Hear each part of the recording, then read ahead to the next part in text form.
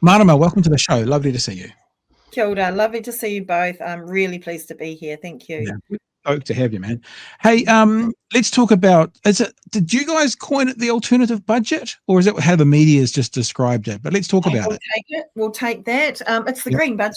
Pretty Green simple. budget. It's the green budget, and it does absolutely offer a view, an alternative vision to what we've been sold for decades now, and I'm really proud of it. Cool. I had a really interesting thought as I was watching the news item, which we're not going to play tonight.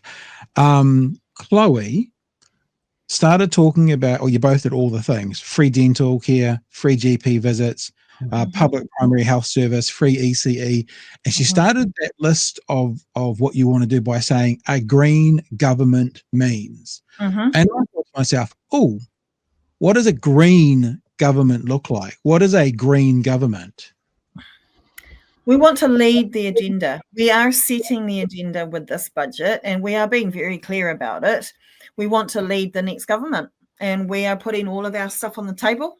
We've literally got a plan for how we can have an Aotearoa that can look after people properly, that can look after our living systems, our ecosystem properly. And we're saying to the people, you can choose this. You can choose this. And that would help us to have Greens at the heart, Greens leading the next government. It's up to the people, and that is our point. And we've got a plan, we're putting our cards on the table, and that's what we're offering and getting behind. So does that mean logistically Greens need to be the biggest left party at the next election? It's whatever it would mean to help us get this across the line. And, that can look different ways. You've seen this government being sort of led all sorts of paths by its other partners. So our point is it's up to the people to create and choose what the next government looks like. And we are being clear and saying we want to lead the next government. Okay. So tell us about the ideas: free dental care, free GP visits, primary healthcare sector, and free ECE. Tell me about the plan for all of those wonderful sounding things. Look, can I start, Pat, by talking about my experiences when I was having treatment for breast cancer? Many other women that I was talking to were not in a privileged position like myself. They had to worry about their jobs and being paid and looking after their rent and their whānau. When someone receives an illness, a diagnosis like cancer, the last thing that people need to worry about is going back to work. And in our case, it was women in between chemotherapy infusions who are feeling their crappiest, whose immunity is at its lowest point. It's actually quite dangerous. And who had to worry about going back to work, who had to worry about continuing to receive an income. Our budget would create an ACC, an Agency for Comprehensive Care, which would bring in, yes, accidents are currently covered if you are in unpaid employment, but not illness, that includes a cancer diagnosis. Why on earth not? We can create a system that pulls all of those health needs into one system and make sure that people with an illness diagnosis are also provided with income support in the same way that we currently do that for accident and injury. And that's one of the other things that was in this budget. So alongside free GP visits, oh my goodness, how many, we think about ourselves or the people that you know and love or your friends. Far too many people avoid going to the doctor because of cost. So we know this is a thing. Now, on the system, it can cost $50 for a GP system, the cost to the system for a GP visit, $650 if that person who didn't go to the doctor because it was too expensive, maybe it was a sore throat, and then they end up in the emergency department later on down the track because it developed into something worse. $650 is what that cost ends up being to the system. So free GPs isn't just about making sure that people do not have to hesitate to go to the doctor for checkups. Even high blood pressure can develop into diabetes, into other conditions. So it's about making sure that there's no barriers. And of course, yes, we need to train up more GPs. Yes, and we've accounted for that in our plan in a way that successive governments have not. So we've said that the current Otago and Auckland medical schools can maximise their placements for an extra 200 placements a year. And we've accounted for that in our funding. So these are the sorts of things that we have included in our budget. Free ECE, Pat. We've had a system here that recently has seen the majority of ECE centres be privately run, and often big, large international corporates who are using our tamariki as business units, as big business units, make a profit off government subsidies, many millions to just one organisation, $20 million a year to the Right Foundation, off government subsidies, off our money, for their private pocket. We want to bring ECE into a publicly funded system, because that acknowledges that early childhood education is a common good, is a public good. And we would pay teachers directly. Government would fund that and lift those admin costs and burden and salary costs off any centre that wanted to opt in to the public system, but no more government funding to private centres who want to stay as a profit-driven private centre. These things just make sense to me. There's so much more, like people in rural communities who currently do not have access to ordinary GP checkups or visits. It might be 2 hours from Ruatoria, where my mum lives, to Gisborne.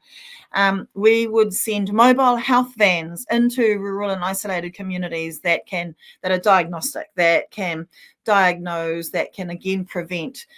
Making sure that everyone has a livable income. Like, we could actually, alongside building more public houses, which is also in our policy, we can actually end poverty, Pat. And what is an ambition for our country if not that? Knowing that we have all the resources that we need, there is enough for us to end poverty, to build public housing, to make free GP visits, to make sure ECE is free, to put more into public transport. We just have to redistribute wealth. We have to stop the system that has been propping up the super wealthy for so long, leaving the rest of the vast majority to scrap over the crumbs. We're done with that, and the Greens have put out a plan of how we can do all of this stuff.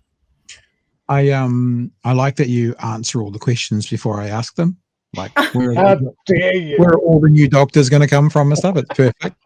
But you're talking about not putting public money into private childcare, and I think Chewie will attest to this, learned a lesson from Dr. Gary Pienda from Northland, because the government made an announcement of $50 million going to private surgeries to bring down the waiting list. And we kind of went, oh yeah, well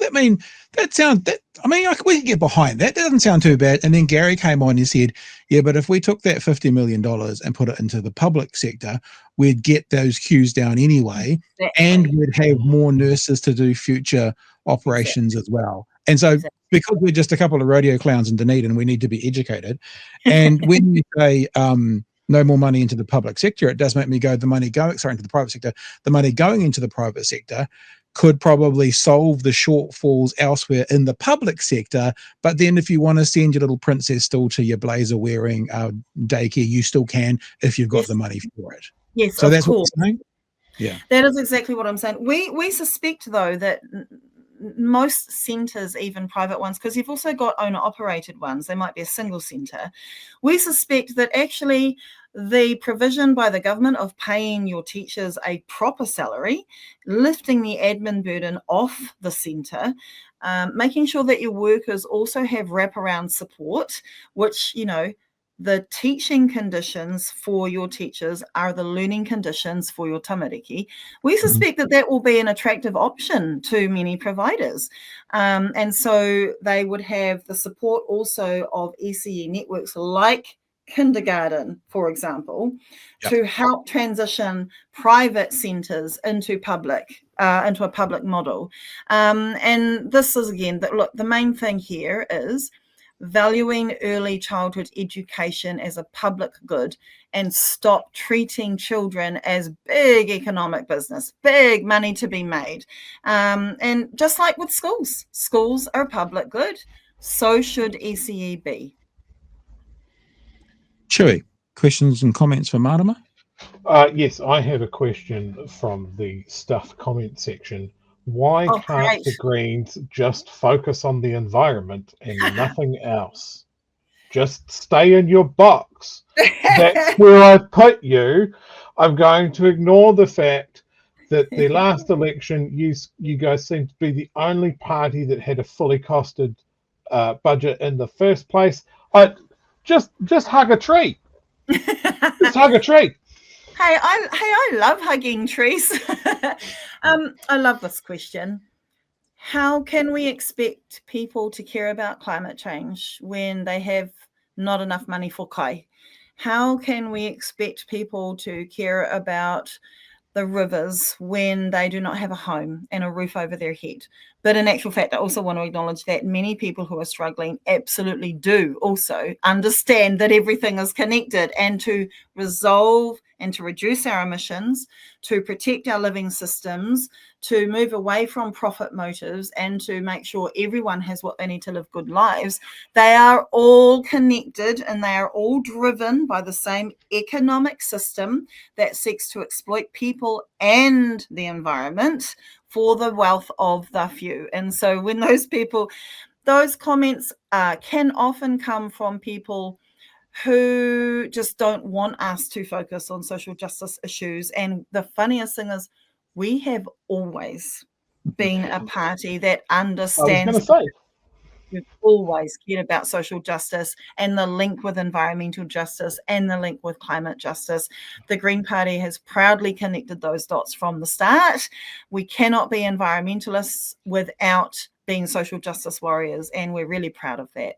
It's almost like none of these things sit in their own individual box and don't affect the thing in the next box.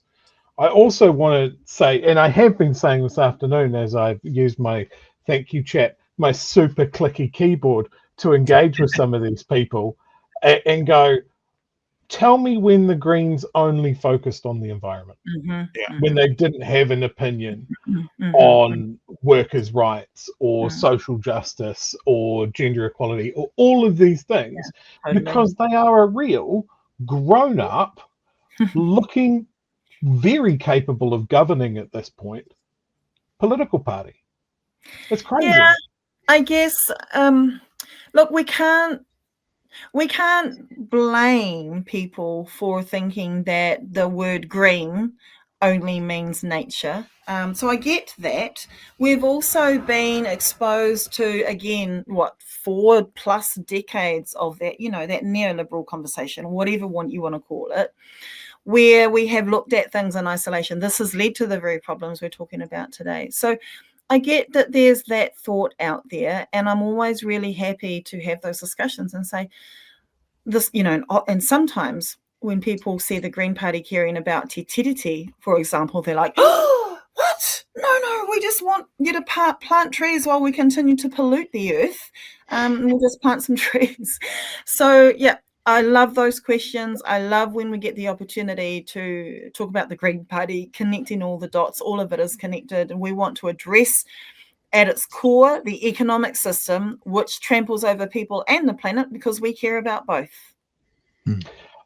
My second question from the stuff comment section: are you paying for this with the hard-earned wages of the average New Zealand worker? You're coming for all of us, right? This is the only way that this works. It is the current economic system which has taxed people who earn instead of people who own. The Greens want to turn that around.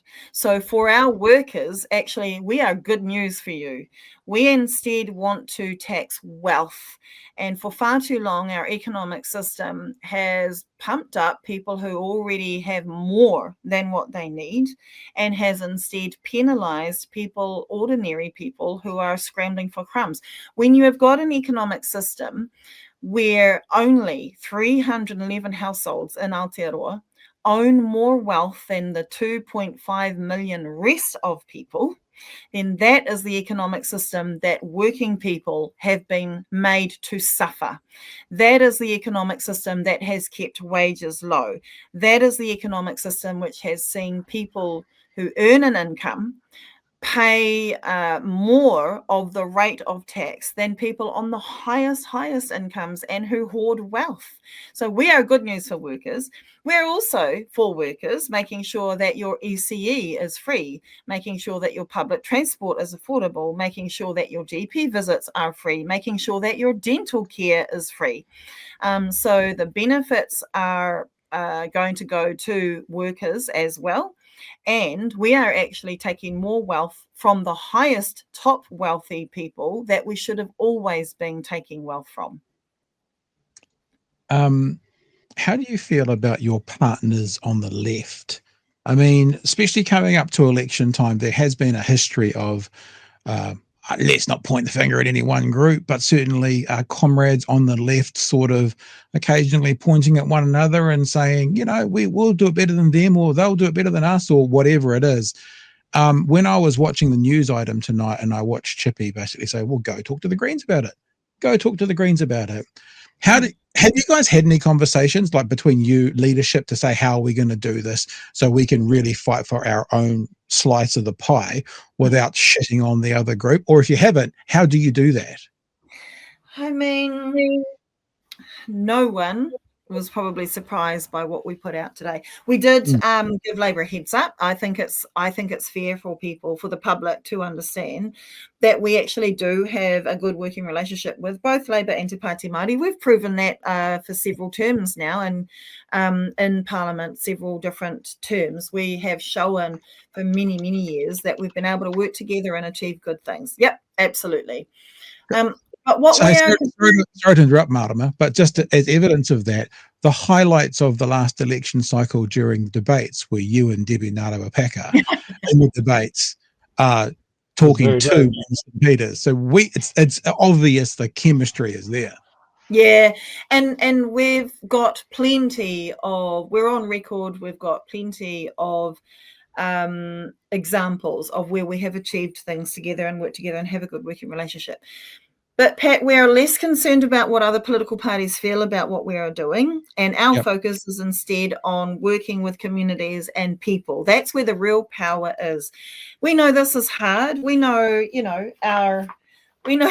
we know this wasn't going to be picked up by all the political parties and they're going to be kissing it and all of that. We know that. We know this is hard. It relies on building and developing people, the power of people and the relationships across communities who can realize, wow, actually, when we work together for change and for good things, we can actually have good things as well. That's what we're more focused on rather than trying to convince political parties. Yeah. All right. Chewie, I sent you a couple of emails. Did you get those? I do. Yeah, because yes. Because what we've just realised, Marta, what I've just realised is that was my end that was having the tech issue problems. So Chewie will be able to play a couple of clips from the other side. And if you've got those set up, Chewie, if you wanted to play the one that was called Ministers on the Green Budget, let's see how some of the leaders of the other parties responded to your announcement, and then get you to respond to that, Marama.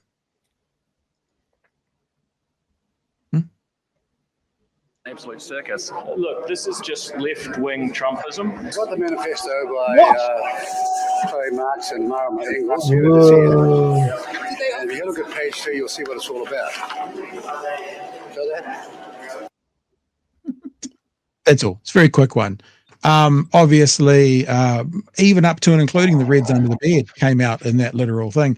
Commies in the wood pile. Get my gun. Where's my gun? We often hear about, especially in American debates, when America was at its strongest, they had a 90% top tax rate back in the 50s.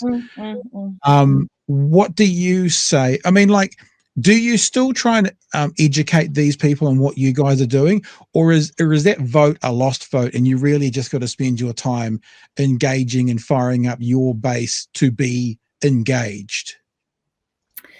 No one's a lost cause, I reckon, because I know for a fact that people in communities, New Zealanders, care about everyone having a home. I know that New Zealanders understand what fairness is. I know that New Zealanders can look at the picture and say, hey, why am I working my ass off really hard and I still can't make ends meet? And we've got people sitting on 20 plus houses. Is that right? No, it's not. So it's actually just about being brave, not even brave, just clear and staunch on what we value. Greens will not back down. It was funny in the House today. You had Chris Bishop in his speech, I think it was general debate, and he's standing up in the House and going, and the Greens want to tax the rich. And we're like, yeah. And the Greens want to make sure everyone has a livable income. And we're like, yeah, like, I don't know if you understand, you're not insulting us. And so what is most important here? As I said, ministers of the government, they'll say what they want to say. What we know is that people in our country do understand and do value looking after each other. We've shown that in times of crisis, what happens? Our people come together and take care of one another. We know that people value our beautiful living systems, our beautiful native species, the world around us. We know that people want to make sure we're looking after our children. We know that people value early childhood education. We know this. I know that ministers and other political parties will say what they need to hold on to their power. We are appealing to the people to say, look, we've worked really hard on a plan. We've had it costed. We know this is possible. This is within our reach. Another world is absolutely possible, and we've got a way to do it. We have confidence in what we're standing up for. I think we'd all agree that if you look to America, I don't want to talk about America tonight, but there's an example of Americans who vote for the right, who vote against their own self-interest. Absolutely. Like poor, absolutely. Poor white workers in America who vote against their own self-interest. It happens everywhere and here as well. I was going to say, do you see that in New Zealand? Who is the voter on the right who's voting against their own self-interest? What's the psychographic person look like, and how do you reach them? I guess I understand that, again, at least for decades now, there has been a successful narrative from the right, an economic narrative that says, oh, government spending bad, government debt bad. What we can do and what we have to do is highlight the real life impacts that economic way of thinking has had on our communities. I just had a train of thought and then I lost it. But I think it's basically like when you slash public services, our schools, our hospitals, our healthcare, all of those public services that we all rely on, who does it impact on the most? People with the least power and resource. We want to make sure that we invest in strong public services. This is actually what will build a country that can be safe and resilient for the challenges of now and the future. We can talk to people about why it's just a really good thing for everyone to have livable incomes. We can talk to people, and actually people can talk to us about the intergenerational benefit of having a good home, how that ends up benefiting you, your children, and your mokopuna. Actually, people know this stuff. People know this stuff, including people in the most struggling communities. I think our work is just to unlock the power of people's own stories in their own communities and uphold their own voices. It's not the politicians as talking heads who can change that narrative around, actually. It is the people in those very communities, those stories, who can say, hey, actually, when my whānau member got sick, we found it really hard. An extra bit of livable income or support in the healthcare system would have made a massive difference to us directly. This actually is a good thing. So it's using the voices of the people rather than just depending on politicians.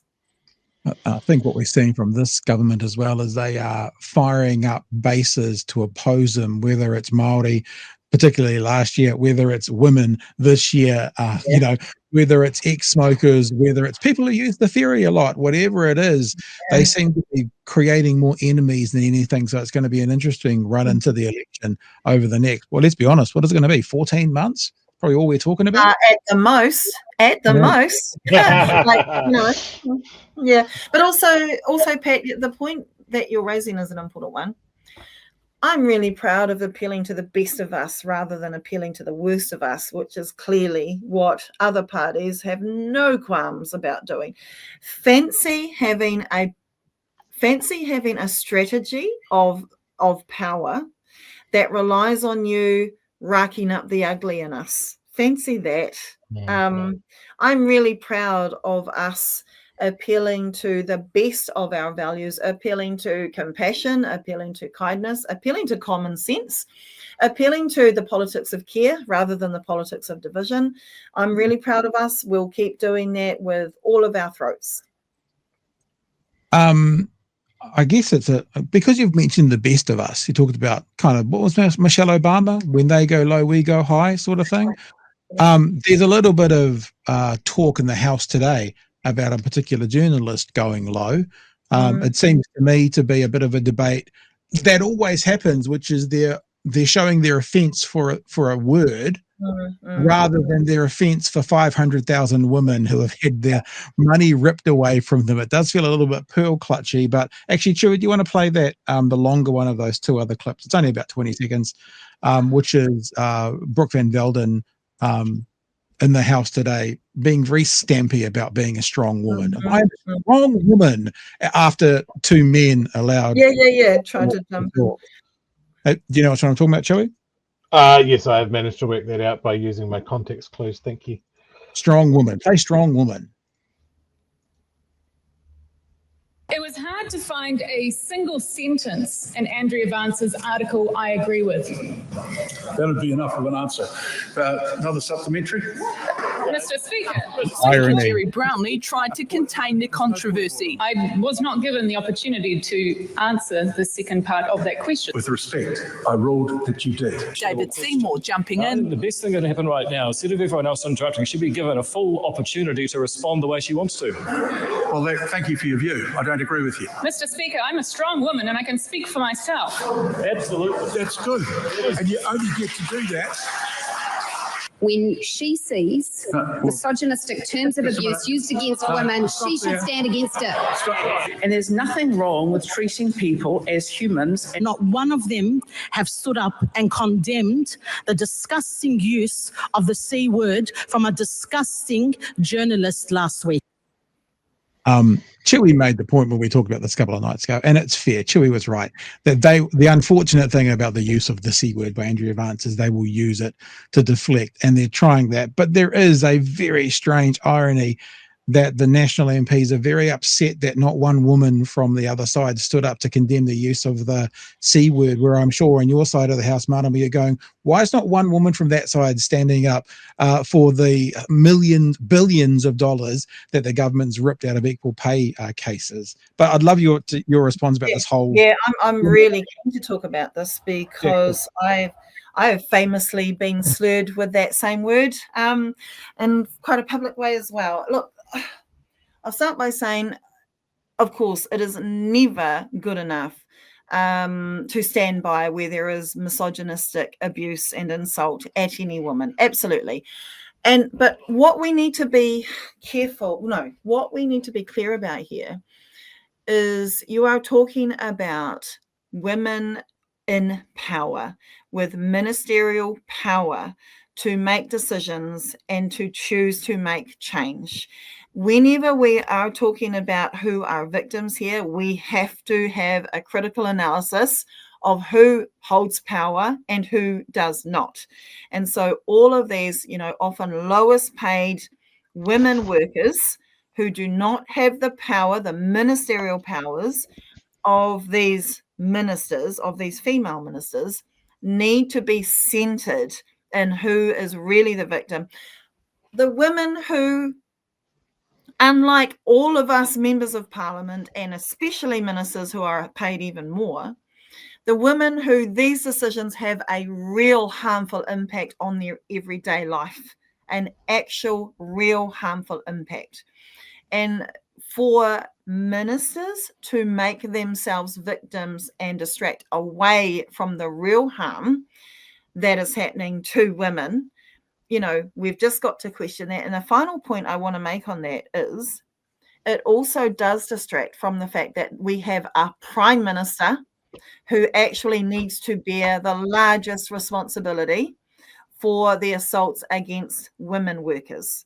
And so, yes, there is also a bit of maybe unfair focus also on female ministers, because you have a prime minister who, at the end of the day, that's where the buck should stop.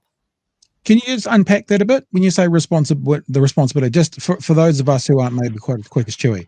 Unpack that a bit. When you say his ultimate responsibility, are you just saying because he opened the door for ACT to come through, or just unpack that a little bit? Oh, he's the prime minister. He is in charge. Right. It's literally in the name. It's literally in the name. He is the prime minister. The buck, the responsibility for his government's actions stop with him. And so, yep, we also need to put the focus back on the prime minister. Yeah. Do you think there's a lot of people, of course, going, but you guys got so up in arms when people said stuff to Jacinda? From the outside looking in, it seemed to be now they're comparing a torrent of dangerous and violent abuse thrown at a female prime minister versus one female columnist saying one thing. It doesn't feel like it's the same to me. What about you? Yeah, and the comparisons, of course, are not the same and not the same situations. I never want to minimize misogynistic abuse at any woman. I never want to do that. But what I will always do is center and have a critical analysis about who holds power in any debate, in any discussion, and that's what I will continue to do. Yeah. Chewie, anything else you want to add in? Yeah, look, I knew it was going to go this way when that word was used, but like the government is treating this as if an opposition MP said it rather than a private citizen, a journalist. No, that did seem weird. That seemed really weird watching the news tonight with national MPs getting up and going, but Andrea Vance, and you're like, but she's not over. What? She's not over there. It should be the phone call. She wrote an opinion piece. Yeah. Yeah, I mean, I'm very clear that I think it was a dumb move. Okay, I get the feeling. I think it's earned, but I don't think she should have done it because it has given the ball to the government to go, oh, they're using rude words about us now. And I think that's why the rest of us have a responsibility. You know, it is a distraction, yes, and it's even, you know, you've got the two Chris's fighting over this. It is a distraction away from the real harm that is being caused to women who, this is not an academic exercise. They are literally struggling to pay the rent, the mortgage, plus power, plus healthy kai, and then bugger it if anything else comes and swipes them from the sidelines. Any other bill, a broken down car, a health cost, anything at all. We need to keep the focus on them, on the lowest paid workers, on the fact that the value of their work has been undermined, on the fact that that also then undermines the value of them and their taking care of their families and communities. That's where the conversation needs to come back to, that they have been completely and utterly undermined by this government. They are the real victims here. Maybe to wrap up, if you're okay, Marama, there's lots of chats in there that we're not going to get a chance to get to all of them right now, but there are some that are direct questions to you. If we can throw 2 or 3 of these at you, then we'll say night for the night. Is that okay? Sure, absolutely. Okay, so Tiffany says, Marama, do you honestly believe asking nicely of a violent colonial capitalist system will ever work? Or is there a point where revolution starts? And I would add to it, and if there is, what does it look like? What does revolution look like? So also, just to be clear, I'm not asking nicely of the capital system. I am encouraging the power of the people. I'm doing precisely the opposite. I'm saying that it is the people who have the power, not a capitalist system at all. That's where, and so in actual fact, I'm doing quite the opposite. My faith is not with the system. My faith is with the people.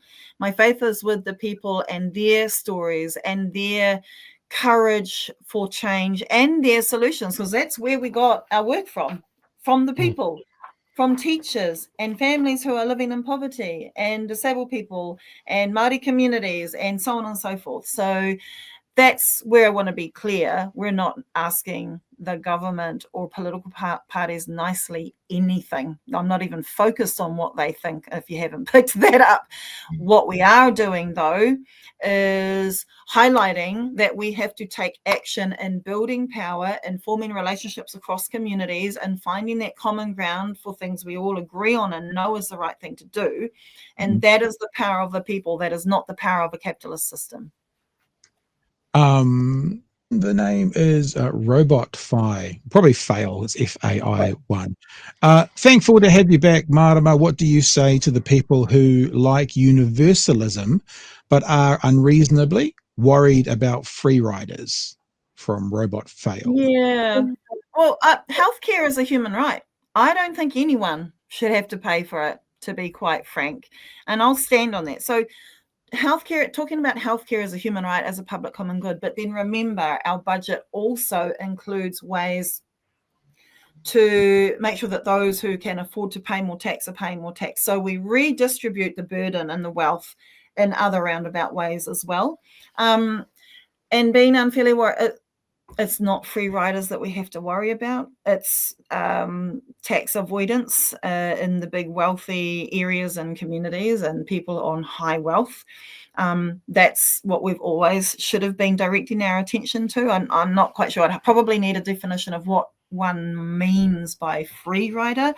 Yeah. But when we have, so superannuation, for example, universality works to make sure that we are picking up the common good, to make sure that we are taking care of people. And then we have other ways of targeting.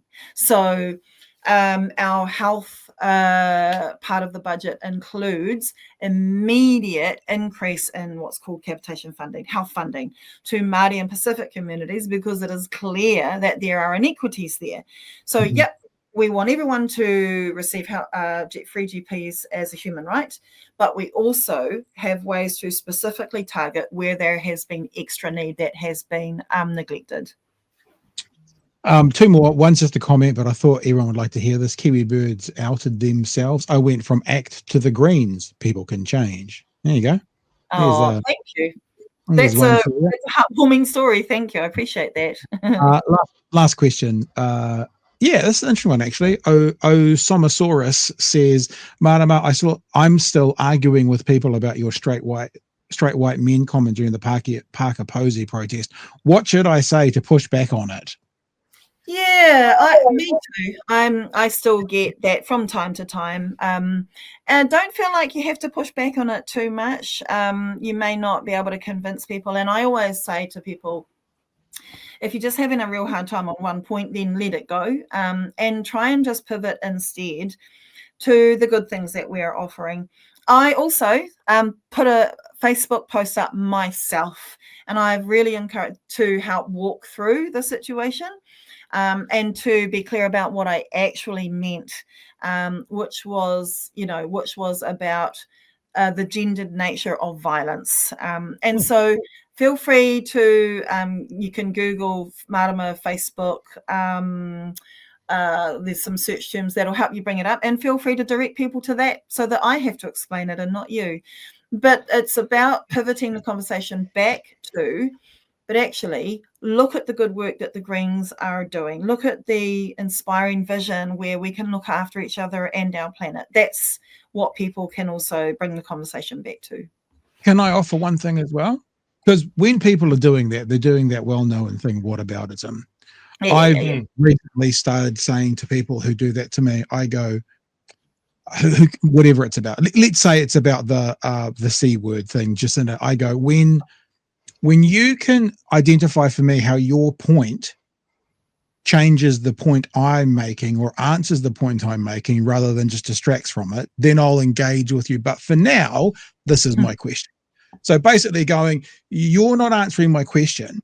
Your whataboutism, fine, but that doesn't take away from my question. So how about we don't use the whataboutism as a defense, answer my question, and then we'll deal with your whataboutism, because that's what it is. It's like when your whataboutism, when you can demonstrate to me that your whataboutism either adds to or takes away from my point, then we'll engage with it until that answers my point.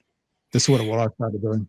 Yeah, and look, I just want to acknowledge that it's up to everyone is in a different place when it comes to how much energy they have got to engage in bad faith conversations, or whether people just want to protect their energy for genuine inquirers.